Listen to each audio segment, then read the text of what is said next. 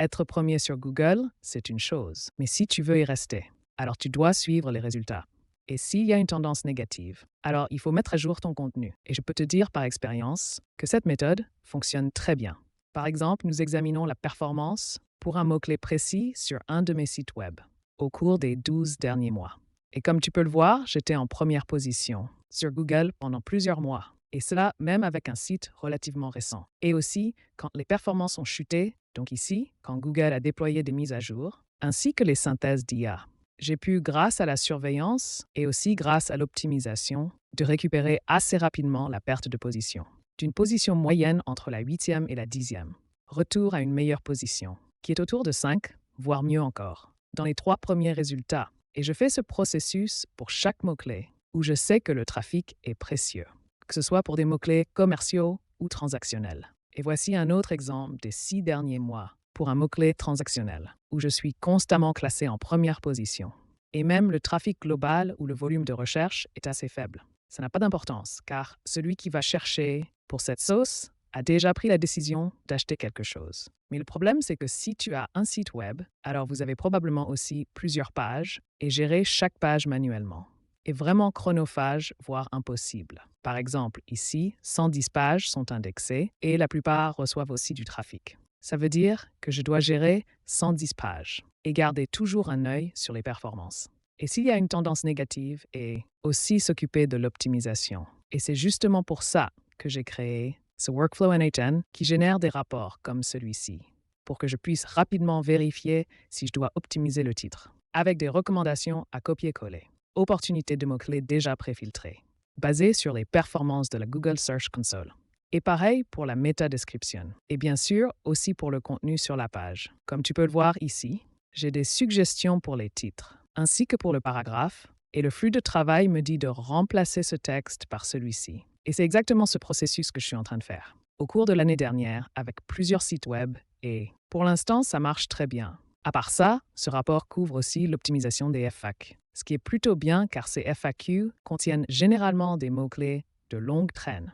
Et le meilleur, c'est que ces données ne sont pas inventées. Elle est basée sur les données de la Google Search Console, ainsi que des données de SERPAPI, ce qui signifie que le flux de travail a accès à des données en temps réel, en fonction de paramètres comme la localisation, la langue et le pays. Et pour obtenir des FAQ également pertinentes, nous avons accès non seulement aux meilleurs résultats, mais aussi à des extraits comme «Les gens demandent aussi» ou des recherches associées, et avant de plonger dans le workflow lui-même. Et je vais vous expliquer exactement ce qui se passe ici.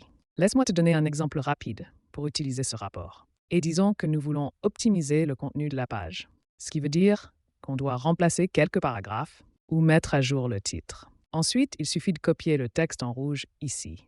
Va dans ton système de gestion de contenu, ou plus généralement là où ton poste est recherché. Et ensuite, on peut voir la recommandation et de remplacer ce texte par celui-ci. Ce paragraphe intègre des mots-clés pour lesquels nous sommes déjà classés.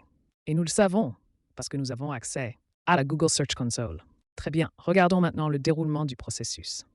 L'exécution est assez simple car on a un formulaire. Disons que je veux optimiser cet article ici. La première étape serait de copier l'URL, revenir et lancer le workflow. Puis, il faut remplir quelques paramètres. Nous avons donc l'URL et il faut aussi fournir le domaine, car ce flux de travail peut aussi d'optimiser différents sites web. Tant que votre site est connecté à la Google Search Console et que vous avez aussi accès, et disons que le mot-clé principal est modèle N8N Google Search Console. C'est aussi le mot-clé sur lequel on essaie de se positionner. Et celui-ci sert aussi à obtenir les résultats SERP. Et pour être un peu plus précise, on peut définir une clé pays, disons US, et si tu le fais pour le SEO local, alors tu peux aussi ajouter ici l'emplacement, mais ici ça n'a pas de sens d'optimiser la page pour n'importe quel emplacement. Ensuite, on peut aussi préciser la langue. Donc ici, ce serait l'anglais, et on peut aussi définir une période temporelle qui sera utilisée lors de la récupération des données depuis la Google Search Console. Disons donc le mois dernier, et une fois les champs obligatoires remplis, nous pouvons cliquer sur Envoyer. Et la première chose qui se passe, c'est que nous obtenons les résultats de la SERP, y compris les résumés IA. Ensuite, nous explorons le contenu de l'article. Sinon, nous ne pourrons pas faire de recommandations sur la façon de remplacer le paragraphe donné, ou aussi des recommandations pour les titres des métadescriptions, ainsi que pour les FAQ. Ensuite, nous extrayons les données de la Google Search Console pour la page spécifique. Et on crée aussi un tableau Google Sheets, car ensuite, les données y sont aussi sauvegardées, au cas où vous voudriez vérifier manuellement les données, qui a été récupérée depuis la Google Search Console. Une fois la partie gauche terminée, nous fusionnerons les données pour pouvoir fournir des recommandations qui ne reposent pas uniquement sur des données depuis la Google Search Console, mais aussi des résultats de la SERP en temps réel. Et comme clé, nous avons l'aperçu IA, car apparemment pour ce mot-clé, un aperçu IA existe. Ensuite, nous avons aussi les résultats naturels, avec des données comme l'extrait du titre de poste, et aussi les questions associées et bien sûr aussi l'article avec les clés, comme le titre et la description, et le contenu complet en Markdown. Et la clé data contient les données depuis la Google Search Console.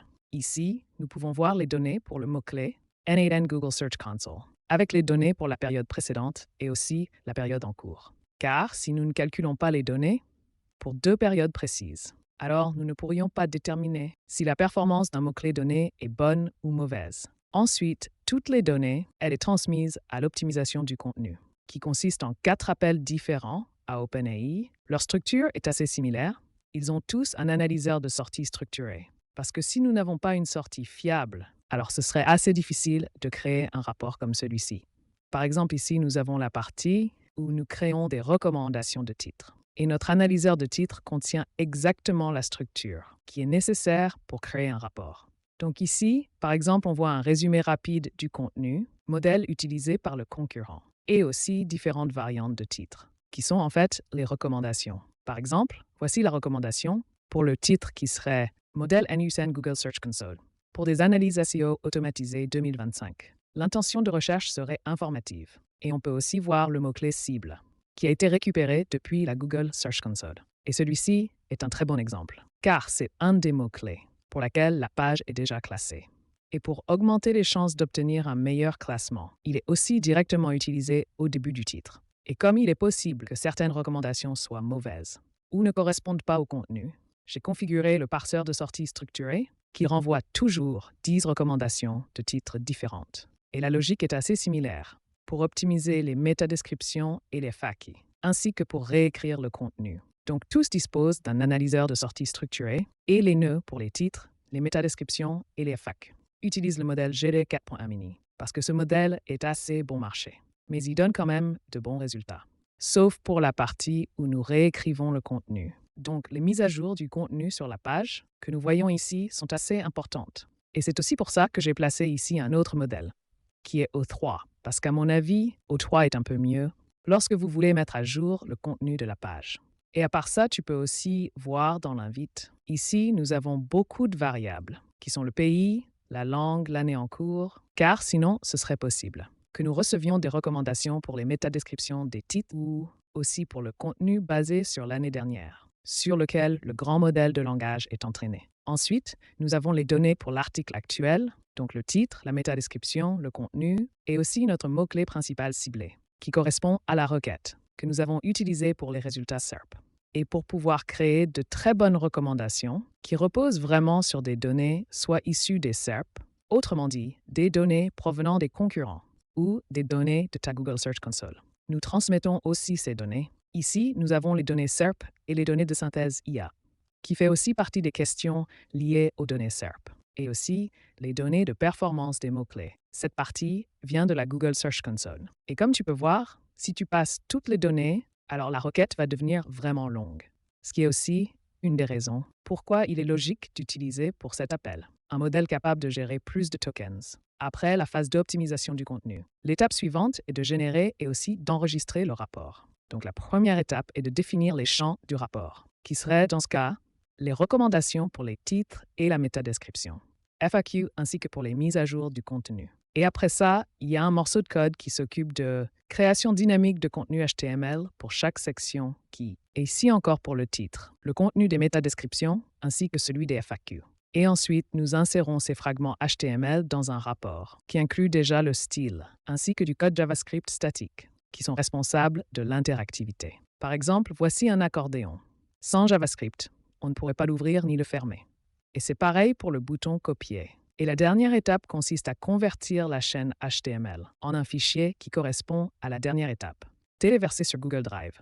Par exemple, ce fichier qui est généré ici, si on y jette un œil, qui est assez similaire au rapport que nous avons ici, parce que j'ai pris la même page et c'est exactement ce fichier qui est aussi téléchargé sur Google Drive. Et vous avez peut-être remarqué que ce flux de travail exécute aussi des sous-flux de travail. Voici par exemple un sous-flux de travail pour convertir n'importe quelle chaîne en fichier. Et ici, à gauche, nous avons des sous-flux de travail pour créer des Google Sheets, extraire des données de la Google Search Console, exploration du contenu de n'importe quelle URL, et aussi un sous-flux pour récupérer les résultats de la SERP, questions associées à Vidia et ainsi de suite. Et la raison pour laquelle j'ai créé des sous-flux de travail, c'est parce que je peux aussi réutiliser ces workflows ailleurs. Par exemple, au lieu de créer directement ici, d'une chaîne à un fichier, nous avons un sous-flux qui prend des paramètres, comme un nom de fichier, la chaîne qui sera convertie en chaîne base 64, ainsi que le type MIME. Ce qui signifie ici, nous créons un fichier nommé rapport SEO pour l'intégration de Google Search Console dans N8N, puis la date d'aujourd'hui ainsi que l'extension du fichier. Le contenu du fichier serait dans ce cas notre chaîne HTML. Et le type MIME est texte HTML. Et ces données sont ensuite transmises à un sous-flux de travail qui contient un nœud de code chargé de convertir n'importe quelle chaîne en une chaîne en base 64. Et ensuite, il utilise un nœud qui est déjà disponible dans N8N, qui s'occupe de convertir une chaîne base 64 en fichier. Et ensuite, ces données, ou en d'autres termes, le fichier est renvoyé dans le flux de travail. Et ensuite, nous pouvons l'utiliser ici. Par exemple, j'ai beaucoup de workflows SEO où je dois analyser le contenu de n'importe quelle URL. C'est pourquoi il est aussi logique de créer un sous-flux de travail pour cela. Et ce workflow semble assez similaire. Alors, si on y jette un œil, alors on voit qu'il n'y a que deux nœuds. Et le premier nœud s'occupe d'utiliser l'API de Serper afin que nous puissions renvoyer la balise titre, la description et aussi le contenu de la page. Et comme je ne m'intéresse qu'au titre et à la description, et pour le Markdown, j'ai ajouté ici une autre note de modification qui s'assure que seules ces trois clés sont renvoyées. Le sous-flux de travail qui pourrait être plus intéressant est celui-ci, car ce nœud s'occupe de récupérer les données des résultats de la SERP, mais c'est aussi simple. Ici, nous avons les mêmes paramètres. Nous transmettons des données comme une requête de pays ou de localisation, au cas où vous voudriez optimiser une page pour une ville précise, ainsi que la langue d'accueil, ici l'anglais. Et pour récupérer les données de l'API, il suffit d'un nœud HTTP qui fait une requête vers le point de recherche et voici un exemple pour voir si nous obtenons des données comme les vidéos intégrées sur l'aperçu de l'IA, les résultats naturels et aussi les recherches associées. Et si tu veux aussi récupérer des données depuis la deuxième page de Google, alors tu peux utiliser la pagination de l'API. Ensuite, on prend cette sortie et on ne retourne que les champs méta. Donc ici, j'ai choisi d'utiliser l'aperçu IA, les résultats organiques ainsi que les recherches associées. Et le dernier sous-processus qui a un grand impact de la qualité de ce workflow est celui-ci, car il s'occupe de récupérer les données depuis la Google Search Console. Par exemple, nous transmettons des données comme le domaine, car on peut aussi utiliser ce processus pour n'importe quel domaine, tant que tu y as accès. Puis définissez une date de début et de fin pour pouvoir récupérer uniquement les données pertinentes. Et comme nous voulons analyser une page spécifique, nous passons aussi l'URL et tous ses paramètres sont utilisés dans le nœud HTTP qui fonctionne en arrière-plan.